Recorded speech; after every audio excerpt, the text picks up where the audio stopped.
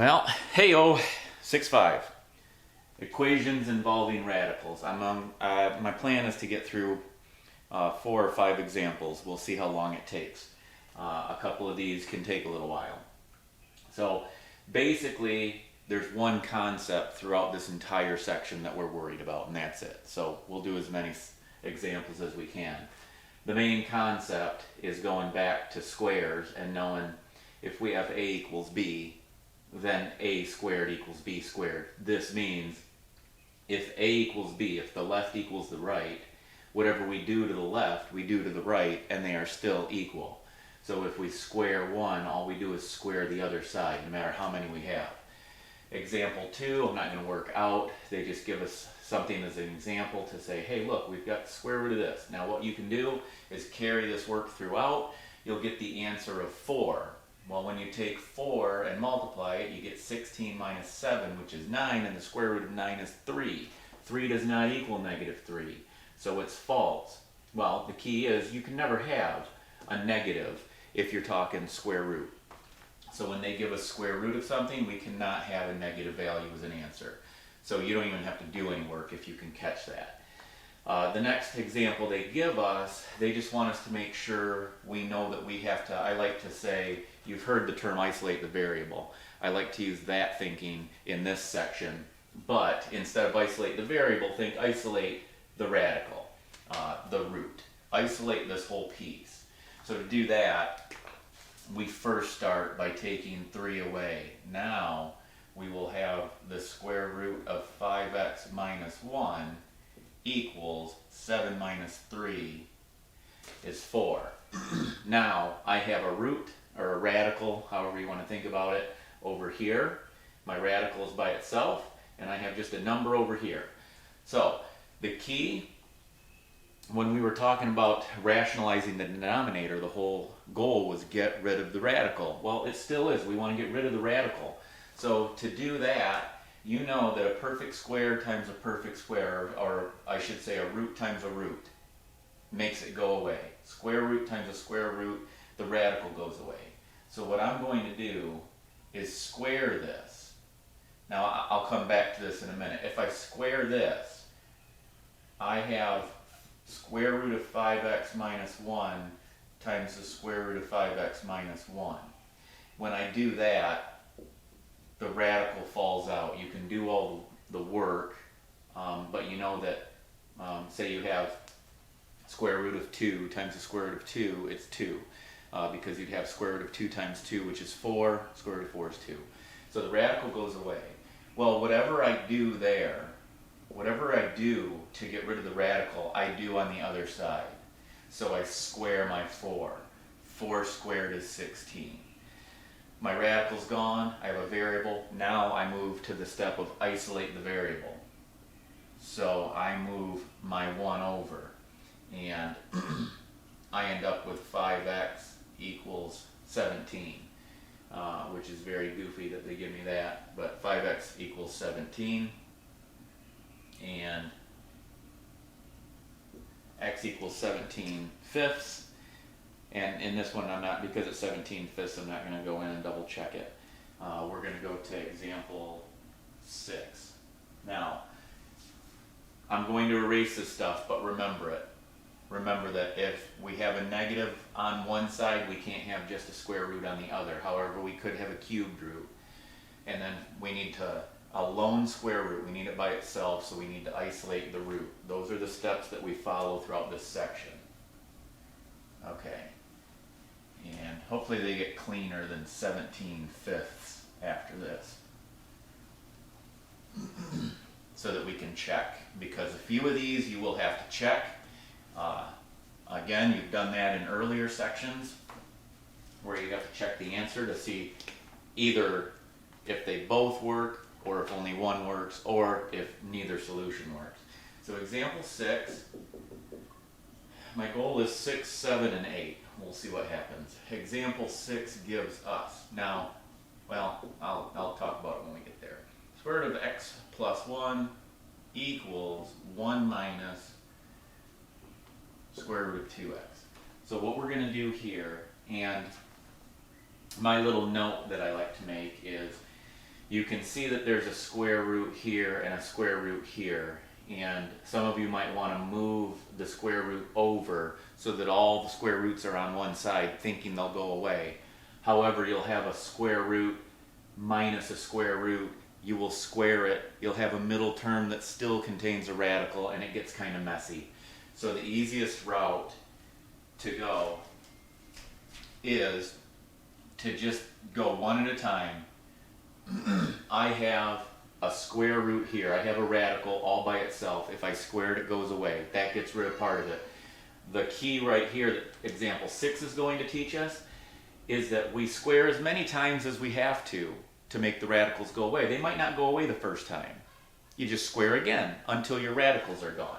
That's the glory of it. Just keep squaring until they're gone. When I square this, my radical symbol falls out. Well, what I'm left with here, I'll go this way just to save space. This is a key that some students are going to miss. I squared the left. I have to square the right. That means everything. They can give me 5 terms. I square it.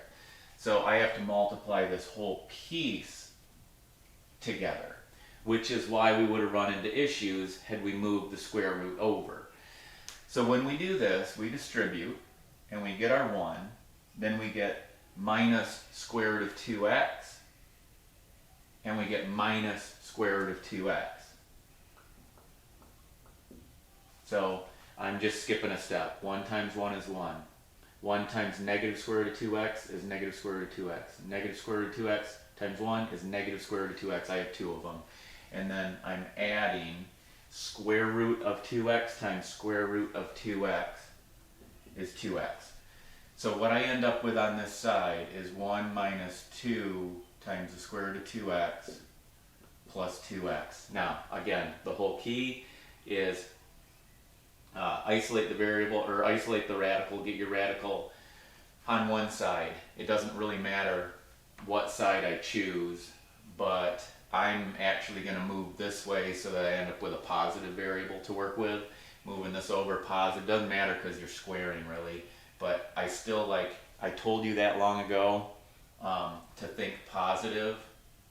So I'm going to subtract my x here, subtract my 1 here, and I'm going to add this one because that sticks with that whole idea of make your variables positive, and then you don't have to worry. When we were in chapter 3, you had to switch your inequality if you divided or multiplied by a negative. However, if you moved and just made the variable positive, you didn't have to switch because you switched it in moving. That's the only reason that I'm sticking with this, because I've talked about it, so I'm going to leave it that way. So I subtracted my 1, that's gone. I'm left with 2x minus x is x over on this side. If I moved over here, I'd have a negative x, and this would stay a negative. So I've gotten rid of everything. My x's fall out here, and I move my 1 over. When I take 1 away, it's gone there completely. I moved my 2 times 2 square root of, or times square root of 2x over here, and I brought my x over. 2x minus x is x. I still have a radical, but that's no big deal. I just square it to make it go away. Square both sides, make it go away. What happens when I square this is, I'll do it the long way so that you see it.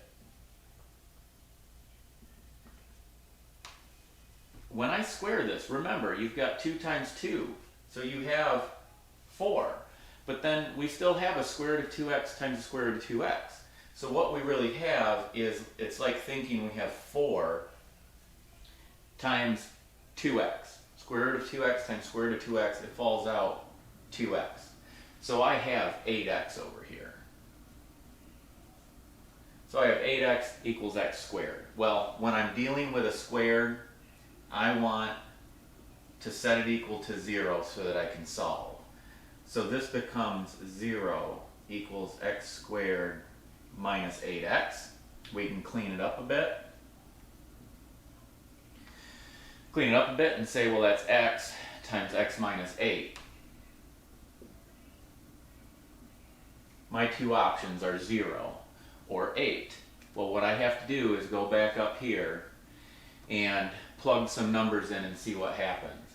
0 will just do real quick. If I plug 0 in, 0 plus 1 is 1, the square root of 1 is 1.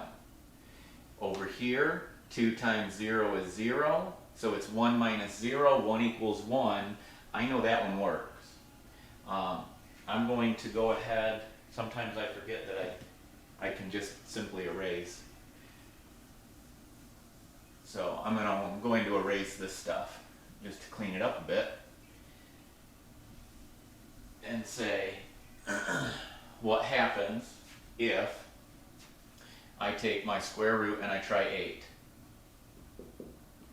If I have, instead of x, it's 8. Well, that means this would be 1 minus square root of 2 times 8. So that gives me square root of 9 equals 1 minus square root of 16. We know the square root of 9 is 3.